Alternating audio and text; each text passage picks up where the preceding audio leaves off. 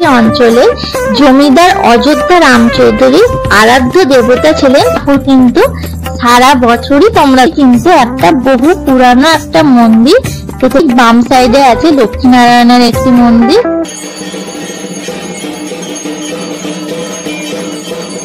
Hello বন্ধুরা, welcome to my channel. সকলে কেমন আছো? আশা করি খুব ভালো আছো। আবার একটা নতুন ব্লগে সকলকে স্বাগত জানাই। তো আজকে আমি চলে এসেছি রামরাজতলা রাম মন্দিরে, কারণ আর কিছুদিনই বাকি আছে, 1 মাসও হাতে নেই, রাম বিসর্জন চলেই এলো। তো তার আগে চলে এসেছি তোমাদেরকে রাম ঠাকুরের দর্শন করাবো বলে, এবং আজকে তোমাদের সঙ্গে শেয়ার করব এই রামরাজতলার সন্ধ্যা আরতি। তো তোমাদের সঙ্গে কথা বলতে বলতে অলরেডি আমি দেখিয়ে দিয়েছি পাথরের যে রাম ঠাকুর। চলো প্রথমে তোমাদের দর্শন করালাম নারায়ণ ঠাকুরের, আর এই হচ্ছে রাম ও সীতামা রয়েছেন। এরপর তোমাদের দর্শন করাবো মহাদেবেরও। দেখতেই পাচ্ছ এই ঠাকুর কিন্তু সারা বছরই তোমরা দেখতে পাবে। আর এখানের যে বিশেষত্ব গোফওয়ালা রাম ঠাকুর, সেটাও তোমাদের দেখাবো। এই দেখো হার হার মহাদেব। শ্রাবণ মাস তো পড়েই গেছে, তাই মহাদেবেরও দর্শন তোমরা করে নাও।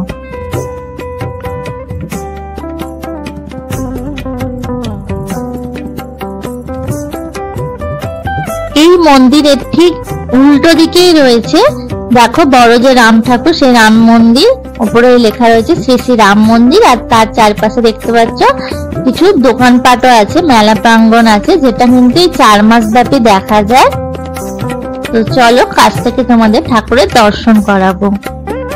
চৈত্র মাসে রামনবমীর পুণ্য তিথিতে রাম পুজো শুরু হয়, আর শ্রাবণ মাসের শেষ রবিবার অর্থাৎ আগস্ট মাসের শেষ দিক করে রাম ঠাকুরের বিসর্জন হয়। তো প্রত্যেক বছরই আমরা আসি, এর আগেও আমি তোমাদের সঙ্গে বিসর্জনের ভিডিও শেয়ার করেছি।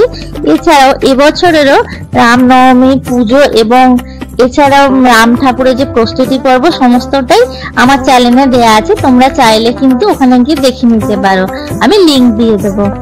দেখো তোমাদের মেলা প্রাঙ্গণটা ঘুরিয়ে দেখাতে দেখাতে বলে দিই, তোমরা যারা এখনো পর্যন্ত আসোনি কিভাবে আসবে। তোমরা হাওড়ার দিক থেকে এলে কিংবা অন্য সাইড থেকে যদি আসো, তোমরা ট্রেনে করে রামরাজতলা স্টেশনে নামবে, ওখান থেকে টোটো করে চলে আসতে পারো, বা হেঁটেও 15 মিনিট মতো লাগবে, চলে আসতে পারো এই মন্দিরে। হাওড়ার অতি প্রাচীন মন্দিরগুলোর মধ্যে এই রাম মন্দির কিন্তু একটা বহু পুরানো একটা মন্দির। তো তোমাদের সঙ্গে কথা বলতে বলতে দেখো বজরংবলীর কাছে চলে এসেছি। একদম রাম মন্দিরের ডান দিকেই রয়েছে এই বজরংবলীর মন্দির। তো তোমরা এখানে এলে আলাদাভাবে বজরংবলীর পুজো দিতে পারো। এই ঠাকুরও কিন্তু রাম ঠাকুরের সঙ্গে বিসর্জন হয়ে যায়। আর এই দেখো এখানে তোমরা ডালা পেয়ে যাবে, ডালা রয়েছে পদ্ম ফুল এবং ধূপ বাতি দিয়ে 30 টাকা করে। তো এখানে মন্দিরের ভেতরেই ডালা বিক্রি হয়।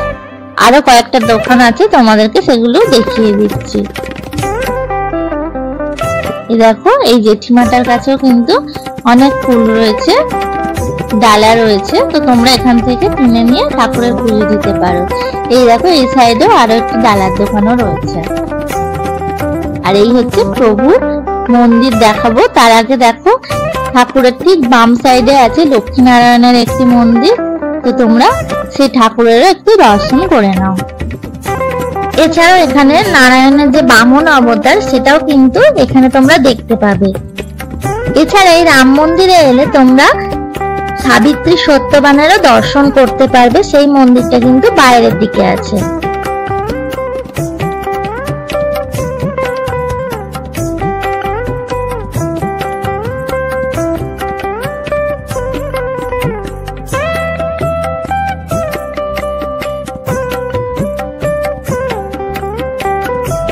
দেখো তোমাদেরকে এবার প্রভুর দর্শন করাবো। এখানে কিন্তু রাম সীতার সঙ্গে আরো অনেক ঠাকুর থাকে।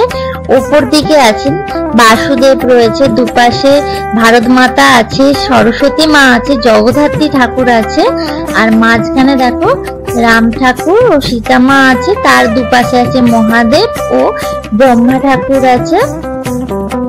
এছাড়াও প্রচুর সখীরাও রয়েছে।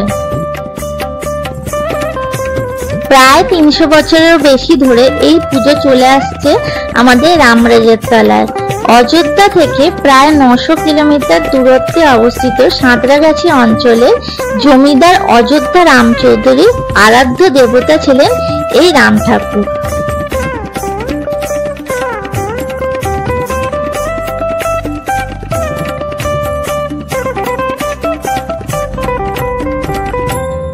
তোমরা যদি কেউ এখানে ভোগ দিতে চাও তো এখানে ভোগ দেওয়ারও ব্যবস্থা আছে।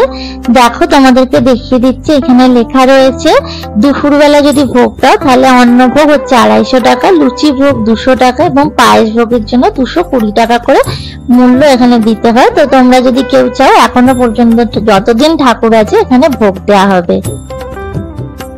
আর এই জায়গাটা দেখো লেখা রয়েছে রামরাজা মন্দিরের প্রতিষ্ঠাতা অযোধ্যা রাম চৌধুরী, তোমাদেরকে আগেই বললাম। তো এখানে কিন্তু লেখা রয়েছে। এক্ষুনি সন্ধ্যা আরতি শুরু হয়ে যাবে, তোমরা দেখতে থাকো সন্ধ্যা আরতি।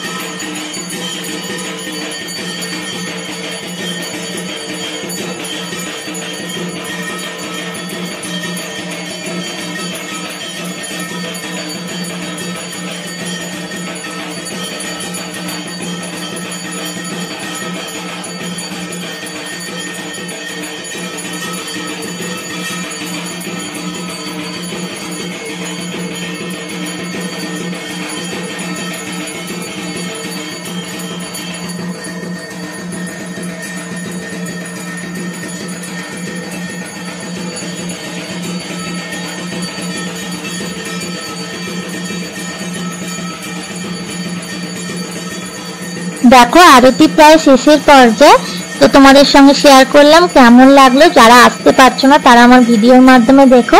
এর আগেও আমি নতুন নবনারী পুরানো নবনারী ঠাকুরের আরতি শেয়ার করেছি তোমাদের সঙ্গে। তো অবশ্যই হাওড়া থেকে যারা দেখছো কমেন্ট বক্সে কমেন্ট করে জানিও। আর কিছুদিন পরে রাম বিসর্জন, তো তোমরা আসছো তো সেটাও কিন্তু আমাকে জানাতে ভুলো না। আমি কিন্তু ওই দিন আসছি আর সমস্ত ভিডিও ডিটেলসে তোমাদের সঙ্গে শেয়ার করব। আজকের মতো আমি এখানে শেষ করছি, আমি এবার এখান থেকে বেরিয়ে যাব। দেখো পুজোর শেষে কিন্তু এখানে সকলের সঙ্গে প্রসাদ বিতরণ করা হচ্ছে, তো আমিও প্রসাদ গ্রহণ করলাম। আজকের মতো টাটা।